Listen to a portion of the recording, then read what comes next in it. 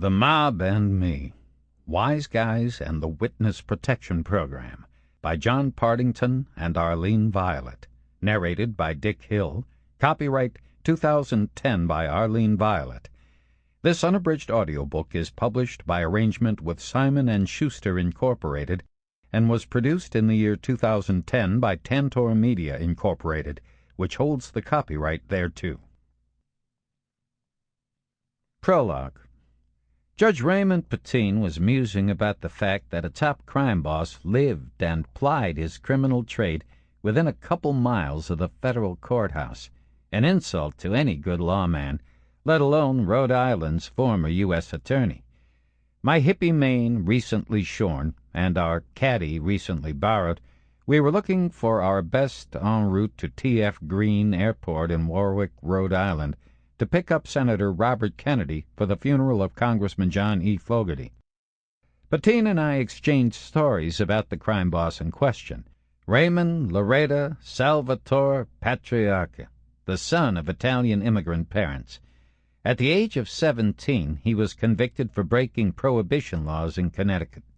A series of convictions followed for such crimes as breaking and entering, white slavery, and masterminding a jailbreak in which a prison guard and a trustee were killed. By the age of 30, he had spent 10 years in jail.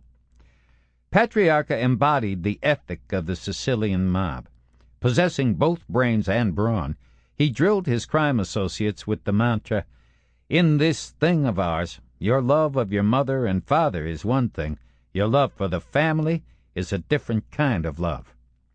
Patriarca also knew his way around politics. Despite being listed as public enemy number 1, he served only 7 months of a 5-year prison term for robbery.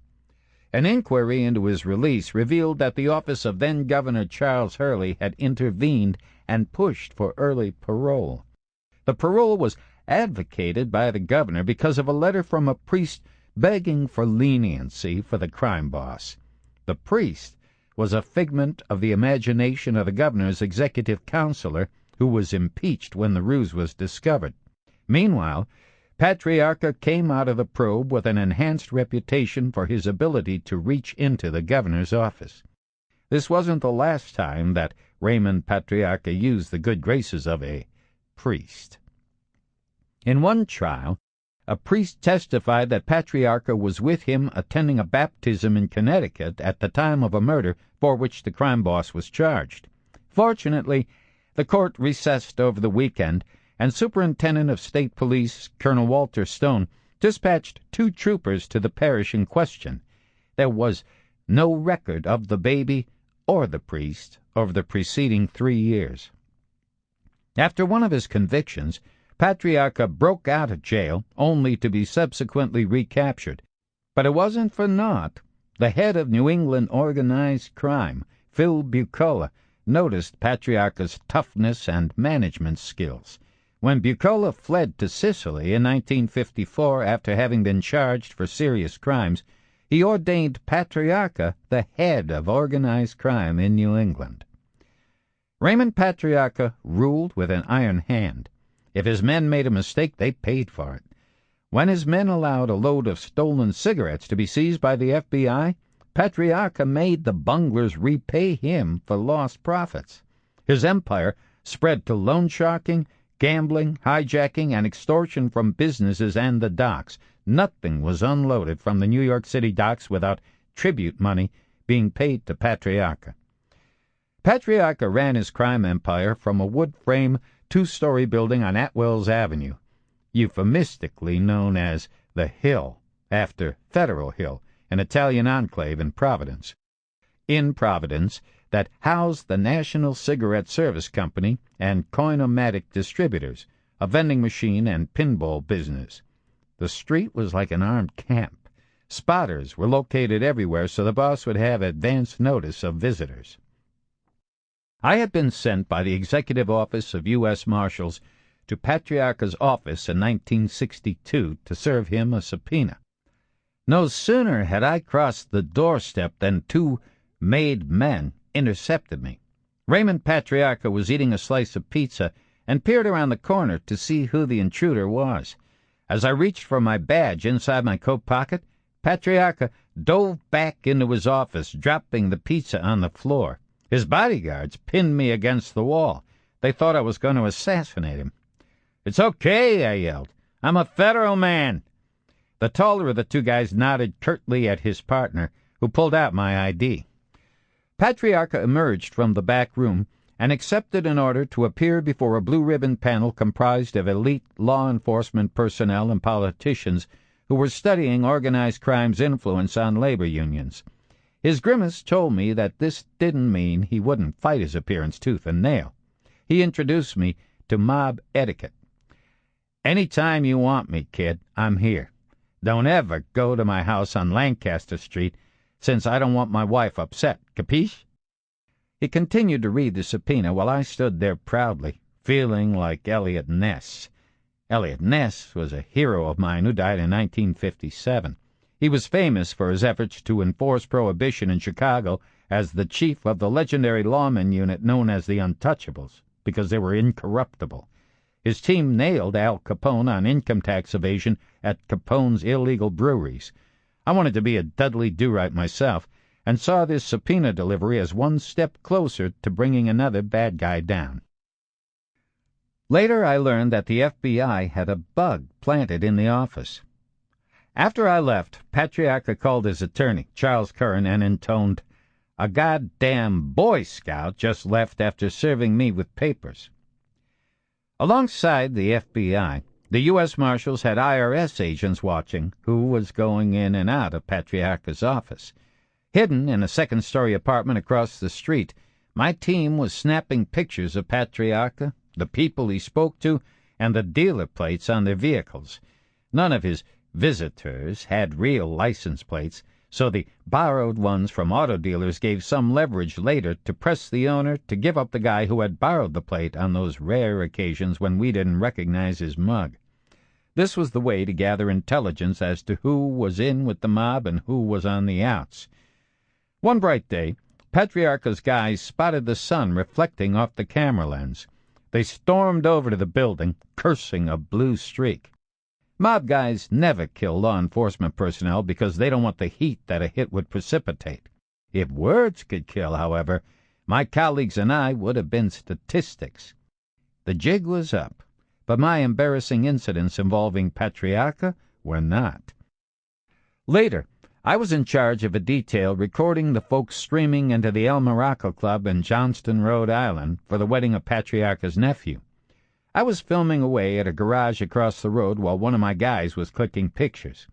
After about an hour, some of the groomsmen noticed the glint from the sun on our lenses. Ordinarily used to the fact that law enforcement would make non-stop attempts to take pictures of the extended mob family, what better opportunity than a wedding or a funeral? The Young Turks obviously felt that we'd gone too far in impeding the happiness of the day. Rushing over in their tuxes, one of the hoods shouted, "Don't you guys have any respect?" Wanting to avoid further escalation, I folded up the operation. Besides, we had already captured enough information. Or so I thought. The following Monday, I bragged to my superiors about the great filming I had done, which showed various mobsters at the wedding. Confidently, I turned on the projector. The whole damn reel was blank. My face scarlet, I thanked God that my cohort's pictures had come out all right. Bobby Kennedy emerged from the airport with a mane longer than my wife's. With a little chagrin over my recently axed hair, I greeted Kennedy. We started off toward the Cathedral of Saints Peter and Paul in Providence, but Kennedy was distracted. He told us he had to call his wife Ethel. She was in trouble for stealing a starving horse from an adjoining property and feeding it. It was a cause célèbre in their state of Virginia. As I learned was fairly typical behavior of the Kennedys, Bobby had no money for a phone call. We quickly detoured to the Howard Barracks on the property of the Adult Correctional Institution in Cranston, Rhode Island, for him to use a state police phone. "Former Attorney General and U.S. Senator Bobby Kennedy is here to use the phone," I announced to the dispatcher and a few troopers within earshot. Because I had a reputation of being a kidder, they didn't believe me. Their mouths dropped when he came through the door and saluted them. They stood ramrod straight in formation and saluted him back. I was sorry that Pateen had stayed in the car, because he would have liked to have seen this moment of mutual respect. Kennedy seemed in a lighter mood when he got back in the car. He quickly turned to the subject at hand as we gunned up Route 95 north. How do we get that bum on the hill? He was referring to the fact that in 1959 the publicity-averse Patriarcha had been forced to testify on Capitol Hill before the bright lights of the Senate Select Committee on Improper Activities in Labor and Management, known as the Rackets Committee.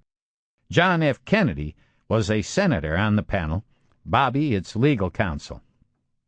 During that hearing, Patriarcha denied all knowledge of the Cosa Nostra or the Mafia. He sneered that the only mob he knew of was the Irish hoodlums, implicating Senator Kennedy's father. After Patriarcha had concluded his testimony, he strode by the committee table and jibed, "Your sister has more brains than the two of you together," a reference to the mentally challenged Rosemary Kennedy. Bobby Kennedy had never forgotten the insult. Commentators credited the exchange with Kennedy's effort to eradicate the mob when he was Attorney General. After Jimmy Hoffa made a wisecrack about the Kennedy men's affinity for Marilyn Monroe, Bobby went after him. He now had two related targets, Hoffa and Patriarcha, whom Bobby thought were knee-deep into the coffers of Hoffa's union, the Teamsters. Bobby put together the first organized crime unit, OCU, in the Justice Department, despite FBI Director J. Edgar Hoover's insistence that the mob didn't exist. Kennedy selected Henry Peterson, Bill Lynch, then U.S. Attorney Raymond Pateen, and a host of others to form the OCU. Pateen became its prize prosecutor. As I learned that day in the caddy, the OCU's first meeting had gotten off to a bad start. Hoover was invited to Bobby's office for 1 p.m. The time came and went. Finally, the Attorney General called Hoover's secretary, who announced that Hoover wouldn't leave his office. If there was to be any meeting at all, it had to be held on J. Edgar's turf. Bobby calmly threatened to have Hoover removed from his post if he didn't have his ass there in 5 minutes. Because Bobby's brother was the president, Hoover decided to comply. Later, I often thought back to this incident as a harbinger of the interagency wars that I would later confront. As we approached the Cathedral of Saints Peter and Paul for Congressman Fogarty's Mass, the Witness Protection Program was born. Bobby was talking about Joe Valachi, who had decided to turn against the mob. Valachi was the key witness in 1963 during the televised McClellan hearings into the rackets. He was a low-level guy and not particularly bright. He blew the whistle on the family structure of the mob, and he was significant because he was the first to violate omerta, the sacrosanct code of silence among mob members. Valachi mistakenly thought that crime boss Vito Genovese wanted him whacked, so he decided to kill the hitman first. But Valachi killed the wrong guy and was caught. Facing life in prison, he decided to sing. Valachi served his reduced sentence in a protected section of prison. Raymond Pateen had successfully prosecuted 16 cases during his OCU days, but we all realized that new tools would be necessary now that the mob was catching on to Pateen's ingeniously hatched plots to nab his quarry. Moreover, a new program was needed since there weren't many protected sections in jails for wannabe informants. Bobby Kennedy stated that the only way to catch upper-echelon organized crime guys was to offer protection, freedom, and a new life in exchange for the conviction of mob bosses. We need a guy with muscle to testify against his cronies. We got to get a guy who will finger the higher-ups and arm him with the protection of the United States government. He went on, "We can't treat him like he just broke into his first gas station to rob the till. We've got to protect him and his family from harm, give him a new identity, and a new start after he testifies against his mob bosses." Shortly after our conversation on the way to the funeral, I was tapped to head the newly formed Witness Protection Program. My job was to guard the Hoods and their families and make sure they stayed happy and alive so they would and could testify in court. The obstacles were many. Not only was the care of gangsters with contracts on their lives a logistical nightmare, but law enforcement itself was a problem on too many occasions. For starters, it was difficult to know who to trust in the law enforcement community, since the mob had so many cops on its payroll. Who may or may not be an informant for the mob was a constant question when moving witnesses from one site to another. As I began to be part of the Wiseguys' lives, I realized that these men had a code of honor. They weren't 100% bad. Like most of the people you will meet in this book, Raymond Patriarca had a good side. For example, when a boy in the neighborhood lost an eye, Patriarca made sure he had the country's best doctors and picked up the tab for the kid's care. Patriarca also dispensed money to widows and contributed generously to Holy Ghost Church, which serviced the Italian community on Federal Hill. By the same token, while I worked with some sterling men in law enforcement, others fell short. When we didn't keep our word to the witnesses who risked their lives and those of their families, we became the bad guys. Some bureaucrats in D.C. didn't have a clue about life on the streets. Far too often they jeopardized the lives of the witnesses and us marshals who were guarding the witnesses. Stupidity and grandstanding also interfered with the functioning of the program. In 1980, I testified before the Senate Permanent Subcommittee on Investigations to highlight both the successes and the breakdowns of the program. Generally speaking, the problems centered on the U.S. government's reneging on its own promises. This bad faith had to be rectified. During my tenure, I was responsible for the protection of over 500 witnesses. By the time I left the program to become the U.S. Marshal for Rhode Island, the program had 800 witnesses who made possible some 4,487 indictments with 3,071 convictions. For this book, I have picked representative cases of the kinds of people we hid in places such as Miami, Long Island, Cape Cod, and Cumberland, Rhode Island. Many were bad guys who were surprisingly honorable, sometimes more so than my bosses in the program, who swore up and down that they would protect them after they testified and then would cut them loose over my objections. Other people I protected came from the right side of the tracks, but greed and the desire for power had turned them into common criminals. I have also talked about some women I had to protect, and they presented their own set of issues. Non-mob witnesses were pouring into the program during my waning tour of duty, including informants against drug lords. These witnesses were handled by another unit in the Witness Protection Program. The program grew too fast and encountered problems when the spigots were opened. This book is the unvarnished truth about bad guys who were sometimes good and good guys who were sometimes bad. I'll always remember the lessons both taught, even those I wish I could forget. Some names have been changed to protect the innocent, and others to protect the guilty. For those who are still under protection, I've used their birth names and avoided their new identification. 7 of my charges who didn't follow our rules were eventually gunned down by the mob. The others may be living next door to you now. Chapter 1. The Beginning. It was an awkward moment. Here I was, sitting in a kitchen with a woman who was the anti-stereotype of a mob moll. Neither someone who eats a pound of spaghetti at lunch nor a bawdy babe, Claire Barboza was a little over 5 feet, with big brown eyes and light makeup, and weighed 105 pounds soaking wet. Fresh out of a Talbot's advertisement, she looked like any other housewife in this well-to-do Jewish neighborhood of Swampscott, Massachusetts. she wasn't. "What is expected of me, and what are you going to do?" she asked softly. Her arms were crossed as if to protect herself. "I don't know," I shrugged.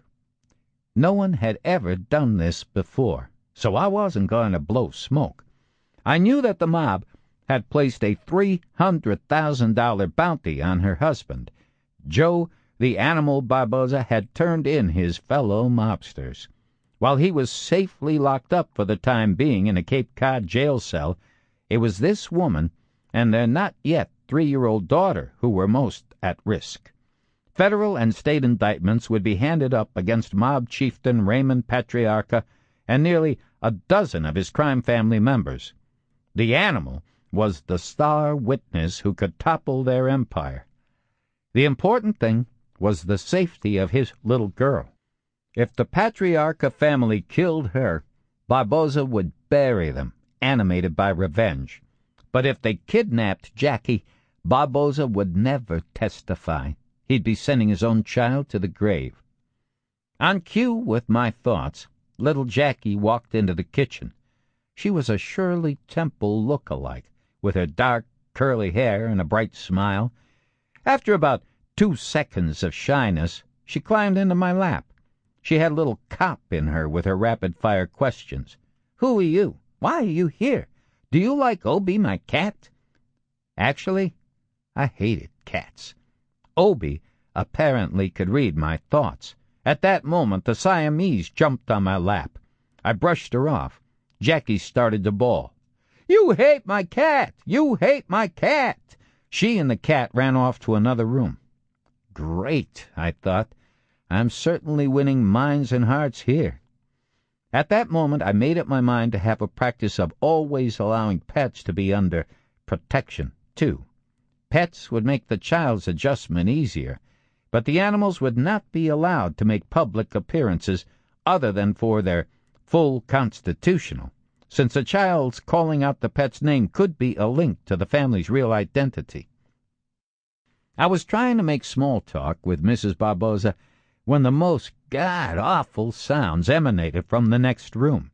At first, I thought there was another Barboza child crying in there, and that my intelligence was incorrect about only one child. I asked if I could see what was happening. It was that cat, crying like a child. Jackie started crying again, too, so I tried to comfort her. Just at that moment, one of the U.S. Marshals stepped into the house to join me. Obie ran for freedom in what would be a precursor of his master's attempts later on. I directed the several marshals with me to retrieve the cat. Elite marshals, dressed in suits and ties and police-issued black shoes, were tromping around in the rain to the background wails of an inconsolable Jackie. We had been sent to fend off the most vicious mobsters in the world, and here we were calling, "Kitty, kitty, come back." The marshals at first took umbrage that I had asked them to retrieve Obie. They didn't like to protect mobsters or their families, let alone a cat. They thought mobsters were scum. I would tell them, "What has Barboza's little girl ever done?" I knew it would be easier for the marshals to guard the Barbozas if they felt I cared enough to chase down the family cat. Obie finally returned with a dead mouse and promptly deposited it at my feet. Claire Barboza shook her head and jabbed, "He's sending you a message." When I told Claire Barboza that I didn't know what was next, that wasn't far from the truth. I had gotten my initial taste of protecting a witness in 1963. Eddie Chewell was my first muscle in every sense of the term. He was a boxer and a middleweight contender. He had an aura about him that he'd sooner punch your lights out than look at you. In exchange for immunity, Eddie agreed tentatively to turn against some mobsters in Brooklyn regarding a post office heist in which he was involved in Bergen County, New Jersey. The major target of his testimony was to be Sonny West, a capo of the Gallo family. A capo is an underboss who handles the details for the godfather of the mob family. The Gallo family ran the rackets, loan sharking business, prostitution, and other vice activities in parts of New Jersey and Brooklyn. My job was to babysit Chul for 3 weeks and keep him in a good frame of mind so he could testify before a federal grand jury and later in court. Our time together started off much hotter than the July weather. Chul was always looking for a way to get in a fight with me. I was never one to back down either. He wanted to match up against me in weightlifting, a challenge I ignored.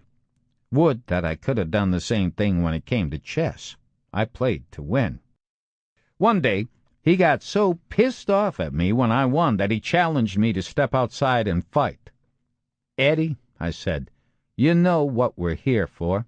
There's nothing to be gained." For some reason, that calmed him, and we both sat down. I knew I couldn't resist trying to beat him at chess, so I decided I'd never play the game with him again.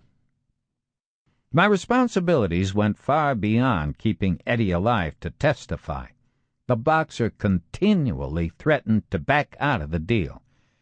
This dance of approach and avoidance about testifying was a very common occurrence.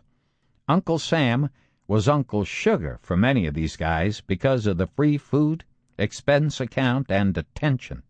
I spent a lot of time playing psychologist, stroking the witness, and inflating his ego, except when it came to chess. I had learned a lot about stroking egos when I performed my military tour in the early 50s, and some of those skills came in handy with Eddie. I repeatedly reminded him of his grant of immunity and how he could start over from scratch. One day, Chul told me that he wanted to see his wife. He had been hotel-bound for 10 days and wanted some conjugal rights. I thought it was a good idea. At least he wasn't asking for a prostitute. I called the U.S. Marshal in charge and relayed Eddie's request. I got the typical bureaucratic response. "It's your ass. If anything goes wrong, you make the decision." He was the first of a long line of bureaucrats who were incapable of making any decision, lest it ruin their career. So I made the decision. I told Eddie that the visit was a go, but there were strings attached. "Eddie, I'm going to set this up in room 1107, a mini-suite, for 6 p.m. with dinner delivered for the both of you. She'll be in room 711, and I'll accompany her to your room. By 7 a.m. sharp tomorrow morning, you better knock on my door and tell me everything's cool and you are still here." Eddie agreed. At the appointed time, his wife went to the room. I left them alone. After all, this was his wife, and I didn't want to chaperone. Nonetheless, I was like a father waiting for his daughter to come home from the prom. I walked back and forth in my room, never sleeping a wink. At 7 a.m. sharp, I heard knock, knock, knock. My career was safe for another day. 2 days later, Eddie asked if he could see his daughter. He wanted to go to church with his 12-year-old. I acceded to his request. That Sunday, Eddie, his wife, and his daughter were in the pew at St. Francis Church with me in the row behind them. Eddie seemed to pray pretty fervently. We all went out to breakfast, and the love Eddie had for his daughter and she for him struck me. When we got back to the hotel after the visit, Eddie had a surprise for me. "JP, I'm not only going to give you the principals on the post office heist, but also on 12 other crimes." I was elated, trying not to act too excited. I couldn't write down the info fast enough. This was gangbusters stuff. Eddie was giving me facts that would cramp the Gallo family for years to come. His information led to a dragnet of mob figures and a captain in the police department who was supplying guns to the mob. Somehow, the captain managed to purloin uniforms so the crooks were able to dress as cops. Captain No Good confessed to 7 heists that he himself was involved in. He then led the feds and me to a house where the mob stored its loot, including guns and hand grenades. It was one of the biggest mob busts in New York at the time. I received a call from Bobby Kennedy, offering his personal congratulations. Eddie helped clear 13 cases. Sometimes just being human with Sample complete. Ready to continue?